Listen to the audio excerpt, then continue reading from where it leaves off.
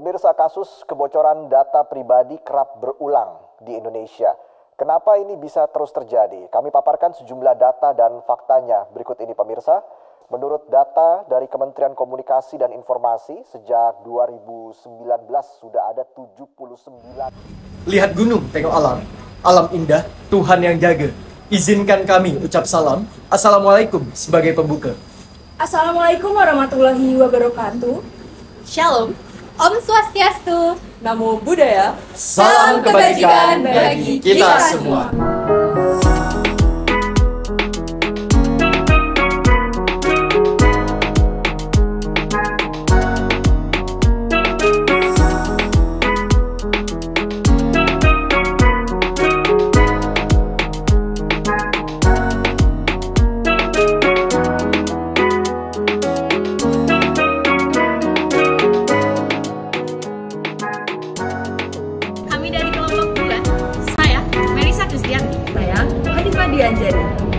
Saya Kalista Sania Farah Arifin. Saya Devi Damayanti. Saya Rizky Rizkyata Mahliana.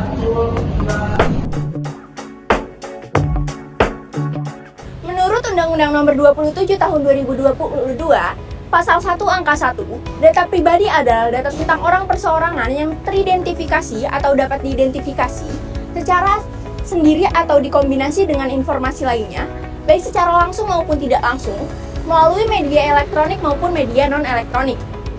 Pasal 1 Angka 2, pelindungan data pribadi adalah keseluruhan upaya untuk melindungi data pribadi dalam rangkaian pemrosesan data guna menjamin hak konstitusional subjek data pribadi. Lalu, menurut Pasal 1 Angka 6, subjek data pribadi adalah orang perseorangan yang pada dirinya melekat data pribadi. Lalu, menurut Pasal 1 Angka 4, pengendali data pribadi adalah setiap orang, badan publik, dan organisasi internasional yang bertindak sendiri-sendiri atau bersama-sama dalam menentukan tujuan dan melakukan kendali pemrosesan data pribadi.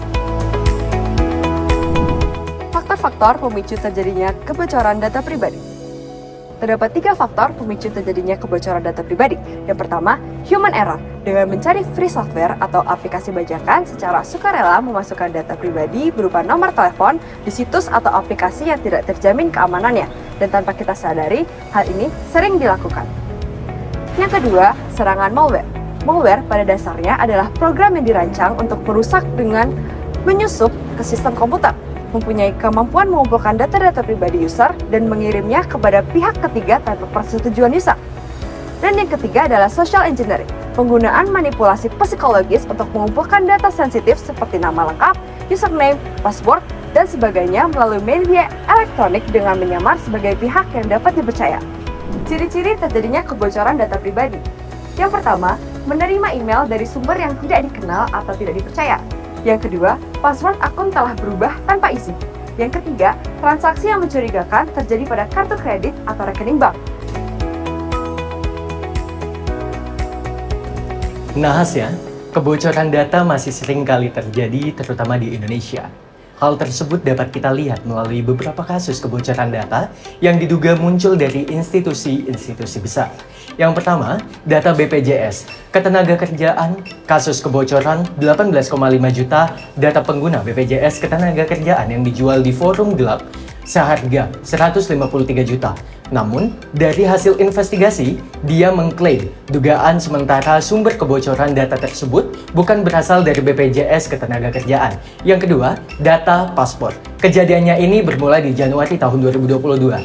Kita sudah identifikasi, kemudian kita lagi kejar siapa yang kiranya membuka kemungkinan hal tersebut bisa terjadi. 3. Dukcapil. Teguh Aprianto kembali mengunggah kebocoran data di forum hacker Breach Forums berupa 337 juta data di Direktorat Jenderal Kependudukan Data Pencatatan Sipil atau Dukcapil, Kementerian Dalam Negeri. Ia menyebut 337 juta data yang bocor itu terdiri dari nama, nomor induk, nomor kartu keluarga, tanggal lahir, alamat, nama ayah, nama ibu, nik ibu, nomor akte lahir, nomor akte nikah, dan lainnya. Nah, selanjutnya, kenapa sih kebocoran data pribadi itu bisa terjadi? Jadi, dilansir dari situs Upgard, terdapat 6 penyebab paling umum terjadi kebocoran data pribadi di dalam masyarakat. Di antaranya yaitu kesalahan konfigurasi software, yang kedua penipuan melalui rekayasa sosial atau social engineering, yang ketiga password atau kata sandi yang digunakan berulang, yang keempat pencurian barang yang menggunakan data sensitif, yang kelima kerentanan perangkat lunak, dan yang terakhir yaitu penggunaan kata sandi bawaan atau default password. Sanksi dan penyelesaian sengketa dari penyalahgunaan data pribadi. 1. Memperoleh atau mengumpulkan data pribadi yang bukan miliknya untuk menguntungkan diri sendiri atau orang lain dengan sanksi pidana penjara paling lama 5 tahun dan atau denda paling banyak 5 miliar. 2. Melawan hukum mengungkapkan data pribadi yang bukan miliknya dengan sanksi pidana penjara paling lama 4 tahun dan atau denda paling banyak 4 miliar. 3. Menggunakan data pribadi yang bukan miliknya dengan sanksi pidana penjara paling lama 5 tahun dan atau denda paling banyak 5 miliar.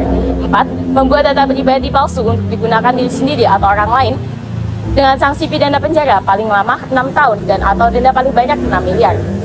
Selain sanksi pidana, bisa diberlakukan sanksi administratif berupa 1. Peringatan tertulis. 2. Penghentian sementara kegiatan pemrosesan data pribadi. 3. Penghapusan atau pemalsuan data pribadi. 4. Ganti kerugian dan atau 5. Denda administratif. Apabila dilakukan oleh korporasi, pidana yang dijatuhkan berupa denda paling banyak 10 kali lipat dari pidana yang diancamkan. Penjatuhan sanksi administratif diberikan oleh menteri dan diatur dalam peraturan pemerintah. Baik, mungkin cukup sekian dari kelompok 2 atas video pembelajaran yang telah kami sampaikan. Kurang dan lebihnya mohon dimaafkan. Wabillahi taufiq wal hidayah. Wassalamualaikum warahmatullahi wabarakatuh. Shalom, Om Swastiastu, Namo Buddhaya. Om Santi Santi Om.